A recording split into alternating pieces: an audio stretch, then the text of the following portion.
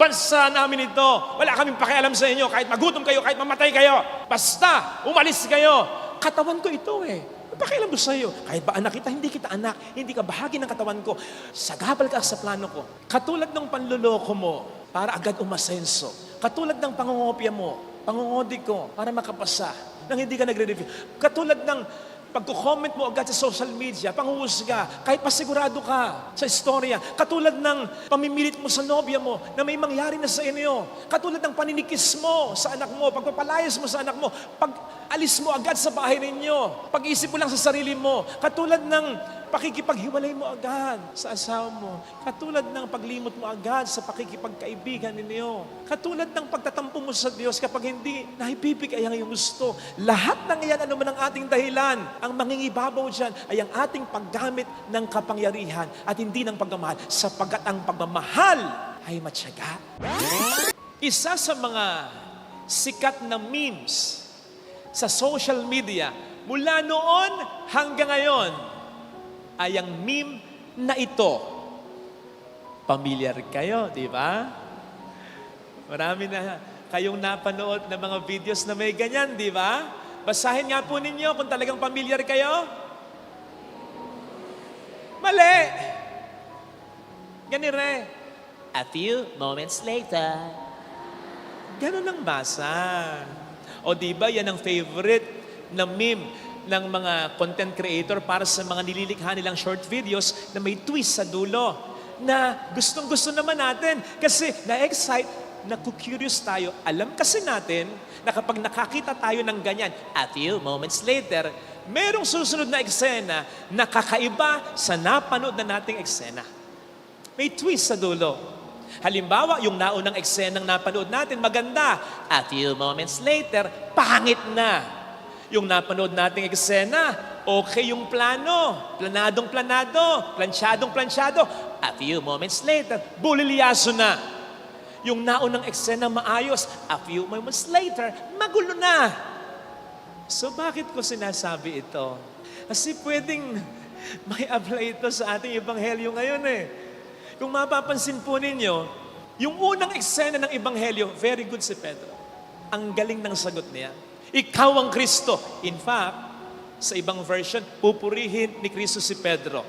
Mapalad ka, Simon, anak ni Jonas, sapagat ang sinabi mo ay hindi galing sa tao, kundi galing sa Diyos. Di ba? Ang ganda? Kaya lang, A few moments later. wala na. Palpak na. Kasi sasabihan siya ni Kristo, lumayo ka sa akin, Satanas. Hadlang ka sa aking landas, sapagkat ang iniisip mo na ay hindi sa Diyos, kundi sa tao. Nakita niyo na? Few moments later, na iba na yung eksena. Kasi naman, itong si Pedro, tanggap si Kristo, pero hindi ang krus ni Kristo. Hindi po pwede yun, kapatid, sapagkat package yung dalawa. Dapat magkasamang lagi ang Kristo at ang krus. Minsan, kumain ako sa karinderya, kamuntik na ako magreklamo. Kasi umorder ako ng kapsilog eh. Tama, may tapa. Tama, may itlog. Pero walang sinangag. Plain rice lang. Ba't di ka maiinis? Di ba ina-expect mo, yung C dyan, sinangag. Sana sa una pa lang, explain na. Ito pong tapsilog namin, tapa, itlog, yung C, short for sinaing. Hindi sinangag. Kasi mag-expect ka eh. Di ba? Ba naman yan? Nagkikrave ka ng sinangag. Kung bakit perfect combination yung tatlo eh. Para bang mas sumasarap yung tapa at itlog kapag may sinangag. Naiiba yung lasa kapag walang sinangag. Bakit ko sinabi yan? Yung pagtanggap natin kay Kristo at sa krus, maiba ng lasa eh. Kapag pinaghiwalay natin yung dalawa. Sapagkat ang krus ay nagkaroon lamang naman ng importansya, halaga at kabuluhan dahil kay Kristong namatay dyan. Kung hindi si Kristo namatay dyan, walang kwenta ang krus na yan. Ngayon, bakit kinakailangan ni Kristo ng krus? Pag sinabi mong Kristo, hindi lang ito basta pangalan ha? Kristo, titulo. Ang ibig sabihin, tagapagligtas. Hindi nga ba't ang krus, ang daan ng krus, ang ginamit ni Jesus bilang instrumento ng kanyang pagliligtas. Kaya kailangan yung dalawang yan, kombinasyon yan. Mas palalimin pa natin. Sige nga, misip nga po kayo ng paraan. Iba pang paraan kung paano tayo ililigtas ng Diyos. Kung hindi namatay sa krus si Jesus. Minsan ganyan tayo para tayong nagmamagaling. Bakit kinakailangan pang mamatay ni Jesus sa krus? Wala bang ibang paraan? O sige na nga, ikaw na nga ang mag-isip, anong paraan? O sige, madalas ang sinasabi natin, di ba makapangyarihan naman ng Diyos? Bakit hindi niya sinabi sa salita lang? Maligtas ang tao, diyaran, ligtas na. Pwede ba yan? Yes, bakit hindi naman? Siya'y makapangyarihan. Pero ma-appreciate ba natin yan? Sige nga. Anong dating niyan? Anong hugot niyan? Anong kagat niyan sa ating karanasan? Alam naman natin ang Diyos ay talagang makapangyarihan. Mas palalimin pa natin. Siguro naman familiar kayo sa picture na ganyan. Si Jesus habang nakabayubay sa krus, pinaglilingkuran ng mga anghel, parang kinokonsole siya. Hindi po malayo sa katotohanan yan, sapagkat ang pangunahing gampanin ng mga anghel ay ang paglingkuran ng Diyos. Yun ang esensya nila, yun ang kalikasan nila. Kung may mga guardian angels, dahil sila inutusan sinugo ng Diyos. Kung may mga angels na nagbibigay ng mabuting balita, yan ay dahil inutusan sila ng Diyos. Pero ang pangunahing gampanin nila ay ang pumaligid sa Diyos. Maging lingkod ng Diyos. Kaya hindi malayo sa katotohanan yan eh. Ngayon, kung hindi malayo sa katotohanan yan, ito na. Ito, inedit ko ng konti Hindi rin malayo sa katotohanan yung susunod na larawan. Na habang si Jesus ay papahirapan pa lang, na habang si Jesus ay pinapahirapan na, hindi malayo sa katotohanan nakatunghay ang mga libo-libo, milyong-milyong mga makapangyarihan, armadong mga anghel sa kalangitan. Ready to attack anytime. Kung ang Diyos ay magsisignal lang. Sinabi ni Jesus yan sa Matthew 26 verse 53. Ang sabi niya kay Pedro, ibalik mo ang iyong tabak. Hindi mo ba nalalaman na kung hihingi ako ng tulong sa Ama, ngayon din, kaagad-agad, magpapadala siya ng 2 legion ng mga anghel. Hindi malayo sa katotohanan yan. Jesus could have done that. But Jesus, God knew from the very start, it wasn't the right, it wasn't the best, it wasn't the most loving thing to do, kundi yung kanyang plano, ang mamatay si Jesus sa Kalbaryo. Yun ang pinaka-the best, pinaka-most loving thing to do. Wala nang mas best doon. Wala nang mas most loving doon. Hindi natin pwedeng questionin yun. Tandaan po natin yung sinasabi sa Deuteronomy 32 verse 4. God is our rock. His ways are perfect. His works are just. Huwag tayong magmagaling na may ibang pang paraan. Yan na talaga ang paraan. Kaya nga hindi natin maunawaan Kung niligtas tayo ng Diyos sa pamamagitan ng kapangyarihan, agad nating magigets yan. Kasi makapangyarihan. Pero ang Diyos, magkakatawang tao, mamamatay para sa tao, ipapako sa krus ng Kalbaryo. Ang hirap isipin yan. Ang hirap unawain yan. Kaya nahihirapan tayong unawain kasi the best talaga yan. Kapag ang Diyos nagdedesisyon, laging the best. Besides, ang pagligtas sa atin ng Diyos ay hindi more on tungkol sa kanyang kapangyarihan, kundi tungkol sa kanyang pagmamahal. Ano bang sinasabi sa John 3:16? Di ba't ang sinasabi sa John 3:16? For God so loved the world. Hindi basta sinabing, for God loves the world. Anong sabi? For God so loved the world. Ganun na lamang ang pag-ibig ng Diyos sa sanlibutan. Sobra-sobrang pagmamahal. Parang ikaw kapag sinasabihan mo yung totoong minamahal mo, I love you so much. Yan ang sinabi. Tungkol diyan ang ating kaligtasan. Hindi sinabi sa John 3:16, for God is so powerful, and so He saved the world. Hindi. Our salvation is not about God's power and might. Our salvation is about God's love. Kaya nga bloody, kaya nga messy, kaya nga mahirap, kaya nga ang tagal. Kung gumamit ang Diyos ng kapangyarihan, mabilis lang yan, madali lang yan. Pero papaanong lulutang at ma-appreciate ng tao ang kanyang pagmamahal? Kaya nagalit si Kristo kay Pedro eh. Kasi ang sagot talaga ni Pedro kay Kristo, hindi po dapat mangyari sa inyo ito. Dapat magkaklas tayo, ipagtatanggol ka namin. Hindi ka mamamatay. Gumamit tayo ng kapangyarihan. Bakit nagpanting ang tenga ni Kristo? Kasi di ba yan ang tukso ng demonyo kay Kristo sa disyerto? Gawin mong tinapay ang batong ito. Magpatihulog ka, hindi ka maano. Sa'yo lahat ng kapangyarihan, ang kayamanan sa mundong ito.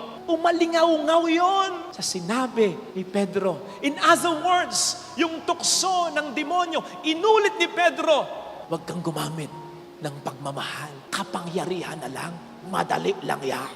Kasi ayaw ng demonyo na mag-fall in love tayo sa Diyos. Ulit-ulitin ko, kailangan nating ma-recognize at ma-appreciate. Mahal tayo ng Diyos. Kasi kapag mahal tayo ng Diyos, kakayanin natin ang lahat. Kapag mahal tayo ng Diyos, malalampasan natin ang lahat.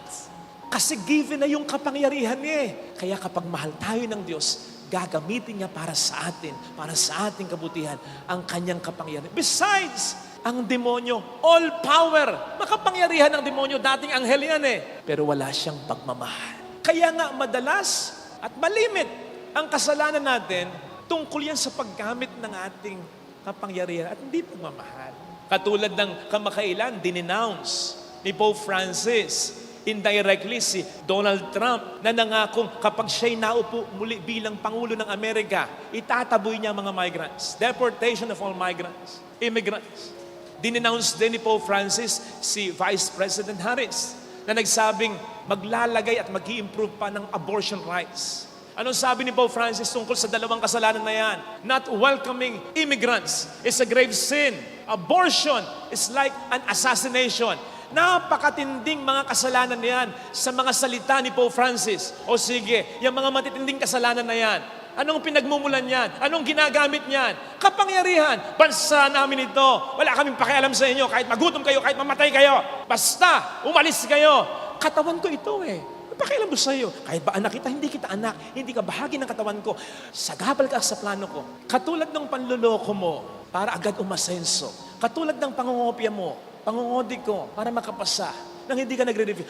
Katulad ng pagko-comment mo agad sa social media, panghuhusga, kahit pasigurado ka sa istorya. Katulad ng pamimilit mo sa nobya mo na may mangyari na sa inyo. Katulad ng paninikis mo sa anak mo, pagpapalayas mo sa anak mo, pag-alis mo agad sa bahay ninyo, pag-isip mo lang sa sarili mo. Katulad ng pakikipaghiwalay mo agad sa asawa mo. Katulad ng paglimot mo agad sa pakikipagkaibigan ninyo. Katulad ng pagtatampo mo sa Diyos kapag hindi naibibigay ang iyong gusto. Lahat ng iyan, ano man ang ating dahilan, ang mangingibabaw dyan ay ang ating paggamit ng kapangyarihan at hindi ng pagmamahal. Sapagkat ang pagmamahal ay matyaga, nagtitiis, nananatili. Remember na ito ang unang definition ng pagmamahal o pag-ibig. Ayon kay St. Paul sa 1 Corinthians 13, love is patient. Because anyone can say, I love you. But not everyone can stay and wait to prove that it's true. Lahat pwedeng magsabi, mahal kita. Pero hindi lahat mananatili upang patunayan na ang pagmamahal nila ay totoong talaga. Kaya, kapag nakakakita ko ng mga matatanda, ng mga mag-asawa, sa inyo ako mas kinikilig. Sa mga teenager na mag-shot, hindi ako kinikilig dyan. Sa inyo. Kasi kapag nakikita ko mga matatanda na mag-asawa, kasama, saya, I wonder, ilang libong beses na kayong nagpatawaran. Kapag nakakakita ko ng mga lolo o lola na pati mga apo talagang inaalagaan. I wonder kung ilang beses silang nagtanong sa kanilang sarili, sa kanilang asawa, nang hindi siyempre narinig ng kanilang mga anak, ng kanilang mga apo, hanggang kailan kaya tayo ganito? Kailan kaya tayo mapapahinga? Iko kasi, ewan ko ba, hindi ko matiis ang anak mo, yung apo mo. Ilang beses kaya yan? Yung tanungan yan. Kapag nakakakilala ko ng mga breadwinner ng pamilya, I wonder, ilang beses na silang na-tempt na mag-give up, naisipin na lamang ang sarili nila. Dahil parang nagpag-iiwanan na sila.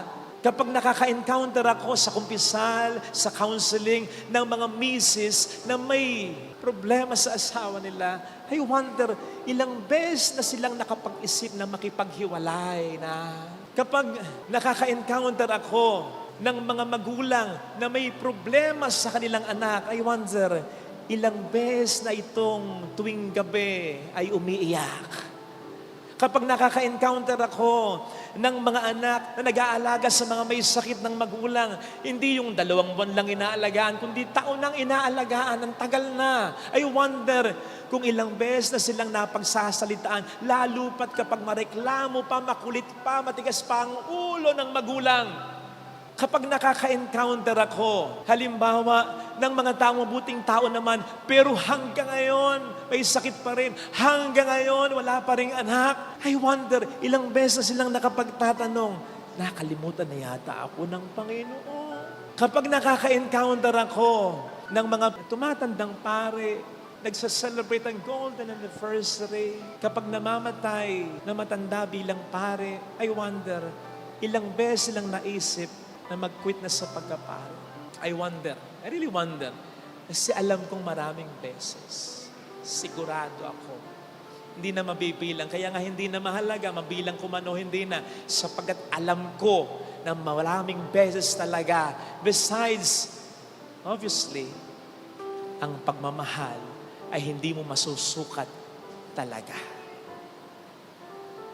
Kasi pinaparamdam yan sa pamamagitan basically ng pasensya. Maraming languages of love.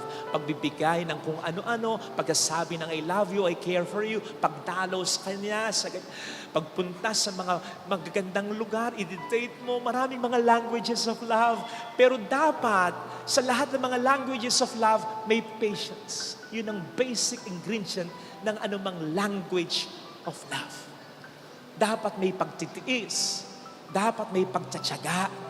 Dapat may pananatili. No wonder kapag minsan nagloloko ang asawa, kapag pasakit ulo ang anak, kapag may pipiliing ibang asawa, may number 2, may third party, kapag yung anak gustong humiwalay at pinaglalaban ng kanyang nobyo, ang kanyang nobya, ang asawang biktima, ang ina o amang biktima, sasabihin sa anak, ganito anak, ganun anak. Sasabihin sa asawang nagloloko, ganito, hindi ba nakikita ito? Sasabihin ngayon ng mga nagloloko, nanununtun tayo, nagsusumbat tayo. Sa totoo lang hindi. Sa totoo lang kung bakit parang nanununtun, kung bakit parang nanunumbat, isinasa pangungusap lamang ang salita na hindi mo makita, mahal ka niya. Kaya ang lahat ng sakripisyong yon ay nagawa niya para sa iyo at para sa iyong pamilya. Hindi mo ba yun nakikita? Kung gaano kanya kamahal sa pamamagitan ng mga sakripisyo niya. Kaya nga kapag may mga ganyan na ayaw ng papigil talaga, sinasabi ko dun sa iniiwan, sinasabi ko dun sa sinusuway, ayan mo na, wala tayong magagawa. Basta have that confidence. Malaki ang tsansang bumalik. O malaki ang tsansang hindi man bumalik, malaki ang tsansang makonsensya. Sapagkat sa anumang lugar na pupuntahan niya, sino man ang makapiling niya, matatansya na niya, walang ibang taong pwedeng magmahal ng pagmamahal na ibinigay mo sa kanya.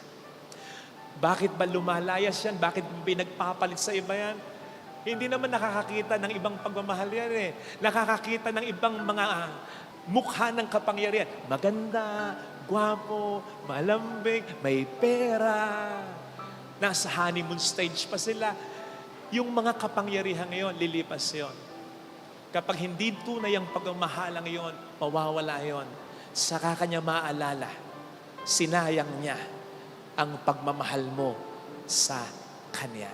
Minsan nga, yun din ang sinasabi ko sa isang magulang na masyadong pabor ang binibigay sa anak na nagbibigay ng pera, pero wala naman lagi dun sa bahay nila. Pero mayaman yung anak, nasa abroad, maganda ang kita.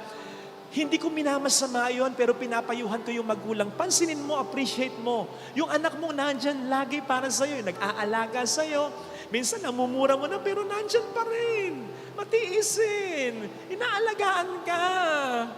Alam mo, sinasabi ko sa kanya, minasabihan akong ganito Yung anak mong nagbibigay ng pera sa'yo kung ano-ano, binibigay sa'yo, pinapamper ka.